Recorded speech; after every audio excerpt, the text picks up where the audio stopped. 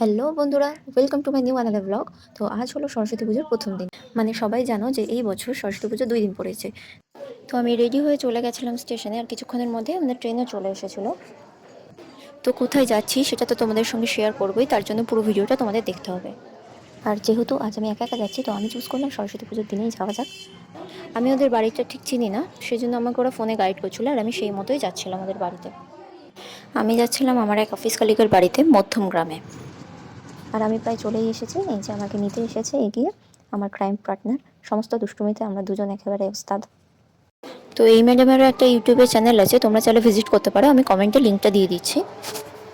ওদের বাড়ি যেতে যেতে আমি দেখি ওদের বাড়ির সামনে সবাই মিলে পুজো করেছে। পুজোর থিমটা ছিল দোলনা, মানে দোলনার মধ্যে মাতৃ প্রতিমাটা ছিল, দেখতেই পাচ্ছ মাতৃ প্রতিমাটা কি সুন্দর লাগছে। আমি যাওয়ার পর আমরা দুজন মিলে একসঙ্গে খেতে বসেছিলাম, যেহেতু অনেকটাই বেলা হয়ে গেছিলো, তাই আমার জন্য না খেয়ে বসেছিল। আর আজ যেহেতু সরস্বতী পুজো, তাই তাদের বাড়িতে নিরামিষ রান্না হয়েছিল। রান্নার মধ্যে ছিল খিচুড়ি, আলুর দম, টমেটোর চাটনি, সাথে পাঁপড় ভাজা আর লেবু। রান্নাটা খুবই টেস্টি ছিল। তারপর আমরা একটু ঘুরতে বেরিয়েছিলাম বাইরে। সবাই ঘুরতে যায় দিনের বেলাতে, আর আমরা যাচ্ছি সন্ধ্যা হয়ে গেছে এখন। এই যে ম্যাডামের এখন সময় হয়েছে রেডি হওয়ার, তাই না? ভাবা যায়। যেহেতু সন্ধ্যা হয়ে গেছিলো, তো আমি বেশিক্ষণ ঘুরতে পারিনি, তাড়াতাড়ি বাড়ি চলে এসেছিলাম।